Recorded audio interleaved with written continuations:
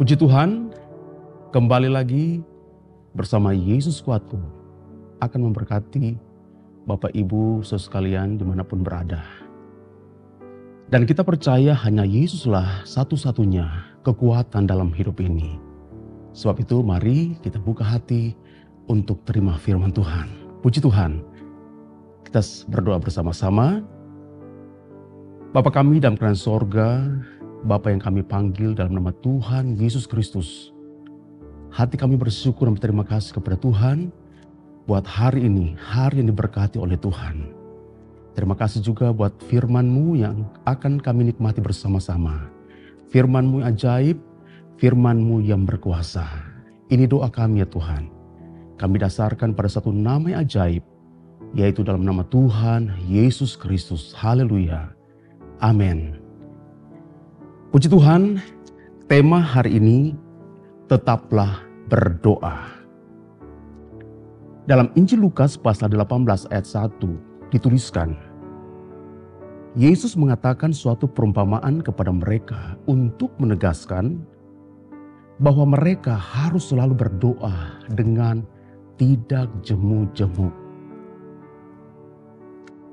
Kekuatan orang percaya dari dahulu, sekarang, dan sampai saat ini hanya ada pada doa. Kekuatan kita, kekuatan orang percaya, bukan bersumber kepada kekuatan diri manusia atau bersumber kepada diri sendiri, tidak. Atau bersumber kepada hal-hal dunia, tidak. Tetapi sumber kekuatan kita, yaitu bersumber kepada Yesus Kristus. Dia adalah satu-satunya kekuatan dalam hidup ini. Roh Kudus adalah sumber kekuatan kita.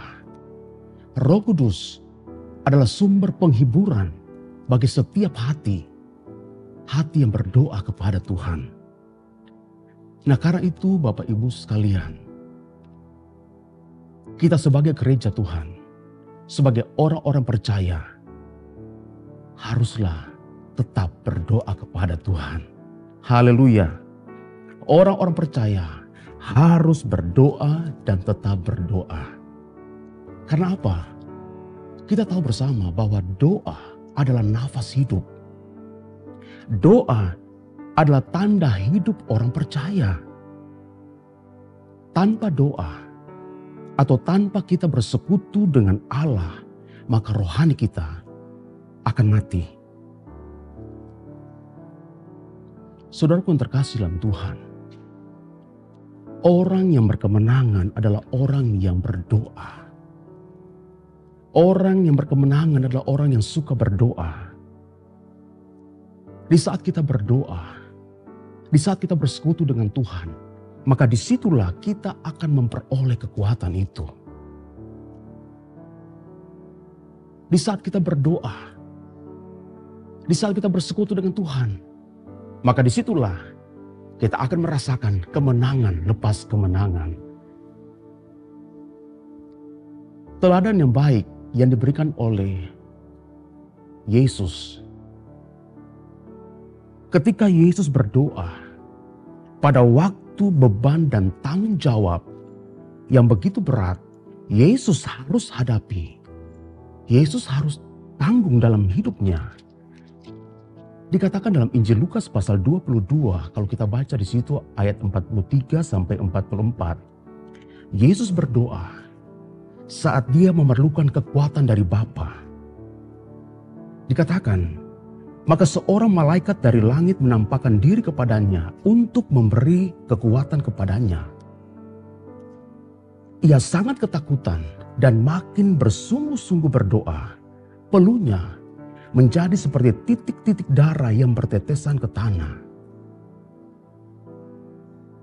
Nah, saudaraku yang terkasih dalam Tuhan, di saat kita mengalami keadaan yang lemah, di saat kita mengalami kegentaran atau ketakutan, kecemasan, dan lain sebagainya, mari berdoa dengan sungguh-sungguh Karena doa akan menjadikan kita teguh. Dengan doa kita akan kuat dalam menghadapi tantangan dalam hidup ini. Sebagaimana Yesus dia berdoa, kita pun sebagai orang-orang percaya akan terus berdoa. Dalam persekutuan dengan Tuhan, kita akan mendapat kekuatan baru. Bila kita lemah dan tidak berdoa, maka kita akan jatuh di dalam pencobaan. Nah, karena itu, percayalah, doa membawa kita kepada kemenangan. Yeremia pasal 33 ayat 3 dikatakan di situ, berserulah kepadaku, berdoalah kepada Tuhan, maka Tuhan akan menjawab, Tuhan akan mendengar setiap seruan dari umatnya. Bahkan dikatakan, Dia akan memberitahukan kepada kita hal-hal yang besar, hal-hal yang tidak terpahami, bahkan hal-hal yang tidak kita ketahui. Tetapi di saat kita berdoa, kita akan mengerti, memahami bahwa benar apa yang dikatakan oleh firman Tuhan. Kalau kita berseru kepada Tuhan, Tuhan akan menolong kita. Tuhan akan memberkati kehidupan kita semua. Sebab itu berserulah kepadanya, maka Dia akan menjawab setiap seruan kita. Bahkan Dia akan menunjukkan kepada kita hal-hal yang besar, hal-hal yang tersembunyi yang tidak kita ketahui. Puji Tuhan. Dan satu hal juga yang harus kita pahami, doa bukan saja mencari kehendak Tuhan, tapi juga dapat mengerti kehendak-Nya. Kenapa? Karena melalui doa, Tuhan akan singkapkan hal-hal yang tidak kita ketahui. Dan Dia akan memberikan hikmat yang luar biasa. Haleluya. Berdoa berarti kita mengizinkan Tuhan bekerja, menggenapi janji-janjinya, dan melakukan bagian yang tidak mampu kita lakukan. Efesus pasal 6 ayat 18 dituliskan, dalam segala doa dan permohonan, berdoalah setiap waktu di dalam roh dan berjaga-jagalah di dalam doamu.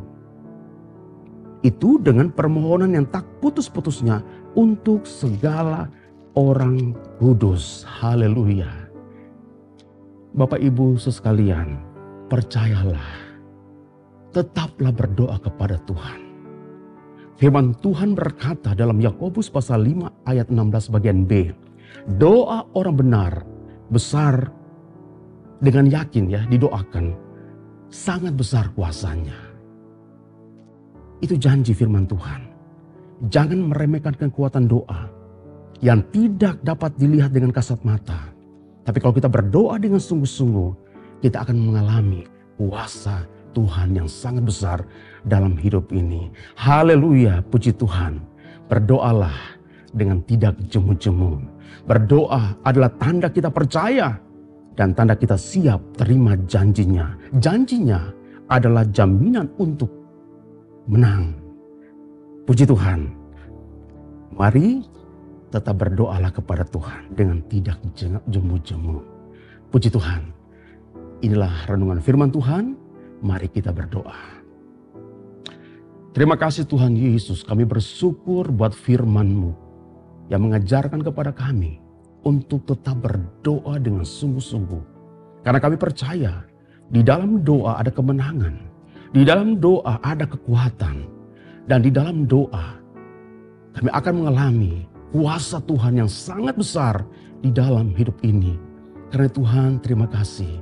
Kami bersyukur, kami berbangga punya Yesus. Berkatilah setiap anak-anak-Mu yang menikmati akan firman Tuhan. Kami percaya dimanapun mereka berada, Tuhan, Engkau akan memberkati mereka.